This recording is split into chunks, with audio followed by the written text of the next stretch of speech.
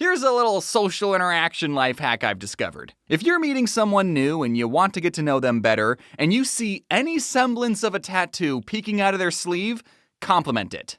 If that person doesn't want to talk about their tattoos, they'll say, "Oh, thank you."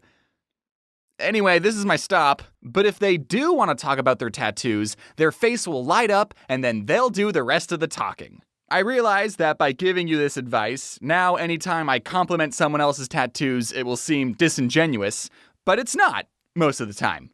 I love all of your tattoos. That's right, I'm talking to you. I love your tattoos, dude. Whether it's how you got the tattoo, the meaning behind the tattoo, or being a tattoo of something you like, every tattoo is a story, and most people love telling stories about themselves. I wouldn't know anything about that, personally. I never understood why some people liked talking about their tattoos until I got one of my own. What, you think I'm gonna make a whole video about tattoos when I didn't even have any? That's right, I'm a marked man, Mom. What are you gonna do about it? Stop unconditionally loving me? Yeah, right. Wait, what are you doing with that cheese grater? Okay, but in all seriousness, can you make sure Grandma doesn't see this video, Mom? I don't want to upset her on the way out.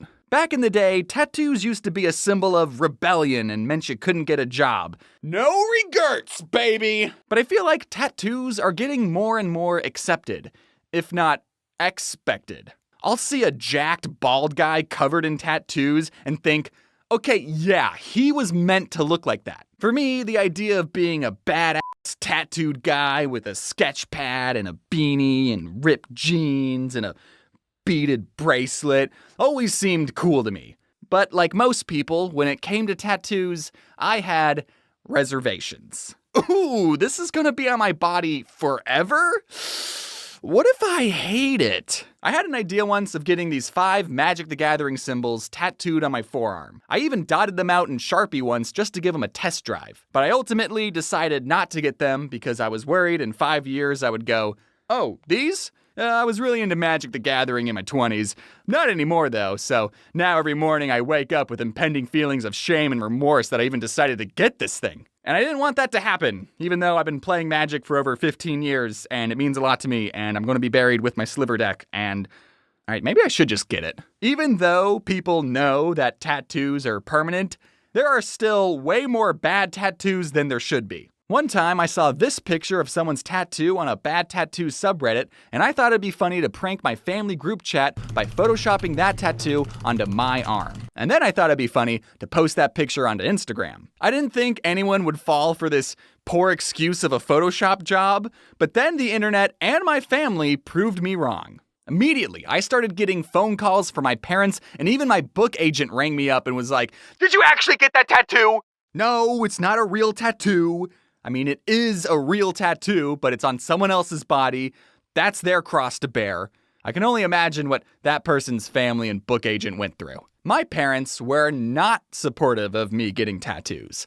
But whose are, am I right? Some people, like my parents, say that your body is like a temple, and getting tattoos is like putting graffiti on it. Which, sure, okay, that's why I paid a professional graffiti artist to paint my temple exactly how I wanted. Also, you can't tell me not to deform my body when that's exactly what you did before I was even 24 hours old. Also, Jesus had piercings, and he loved showing them off to his buddies, so I think he'd be chill with a little tattoo. After much thought and deliberation, I finally settled on what my first tattoo would be. This was going to be permanently inked onto my body for the rest of my life. I got a tattoo in Courier New. Luckily, the artist was able to finish this in one session. It took quite a while, almost 5 whole minutes. Now let me explain why I got it. It was so that if anyone ever asked me, "Do you have any tattoos?" I could go, "Why, yes, I do," and then roll up my sleeve, and then I'd go, "Ha, ha, ha." When I showed off my tattoo on Jaden's Streamathon, there was one comment that said, "James having tattoo actually tattooed onto him is exactly the kind of tattoo I expected James to have." And that made me feel really good because that meant the tattoo fit my vibe. And the second reason I got the tattoo was because I wanted to rebel.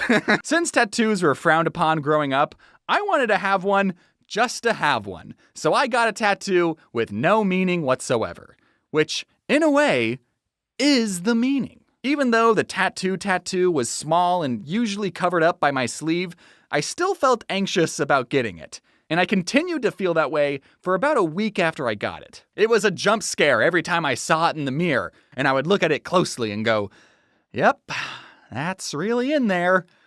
I sure hope I don't regret this." But then, after some time, the tattoo just became a part of me. Like, I didn't look in the mirror and go, "Yep, there's James and tattoo." I would go, "Yep, there's James.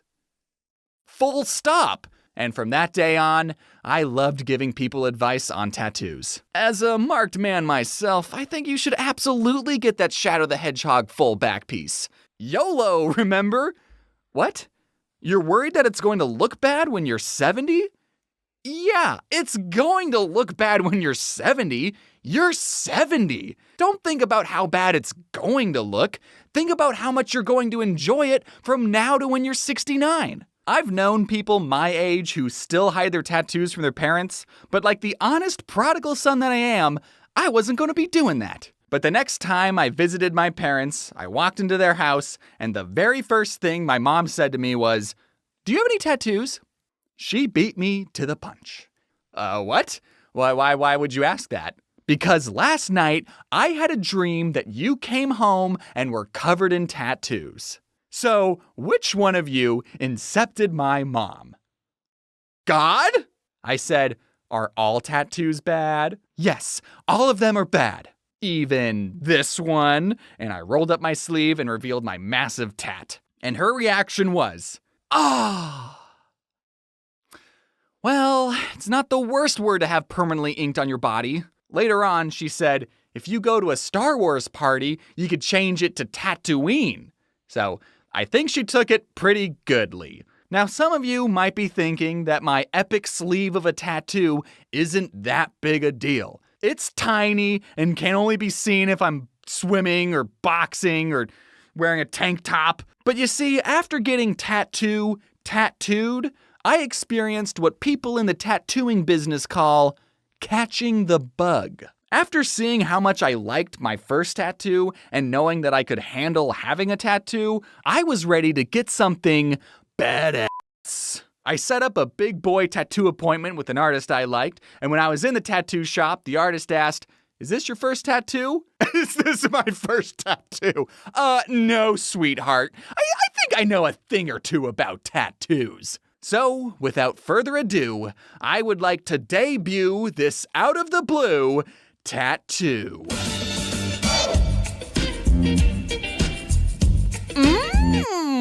You know, from The Dark Crystal, the Jim Henson 80s puppet movie that I did a video on it years ago. Now I have the best character permanently inked onto my skin forever and ever. That movie will always hold a special place in my heart, and now it'll hold a special place under my skin. And now, whenever I show someone the Chamberlain, we end up talking about the Dark Crystal, which is great because that's what I wanted to talk about anyways. I think I just discovered an autistic conversational cheat code. When I was getting it done, the artist asked me if there were any other tattoos that I wanted to get, and I said, why, yes I do. I wanted to get the computer from Don't Hug Me, I'm Scared, because I also love that series, and because I'm a computery guy. And I didn't realize until as I was explaining it to the artist that both of these characters are puppets. So I don't know what that says about my psyche. I never thought that I liked puppets that much, but if anyone wants to psychoanalyze me in the comments, that'd be great.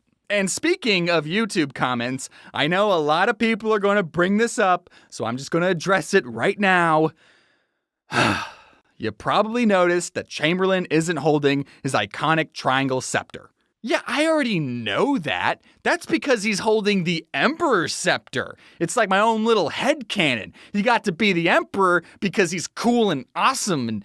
Come on, Dark Crystal fans. You think I don't know my lore? I didn't get the wrong scepter or anything.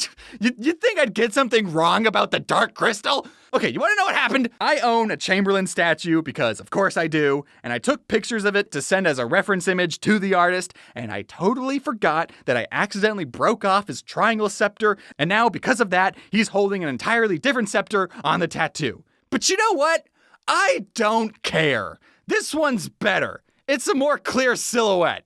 Now, this time when I went to show my parents the tattoo, I don't know exactly what I was hoping for, but I wanted to see some dramatic pearl clutching. Just some real disappointment. Chamberlain had to be split up into 2 sessions, and I only got one done when I went to Arizona for a wedding. I saw my mom, and she didn't immediately ask me if I had any more tattoos.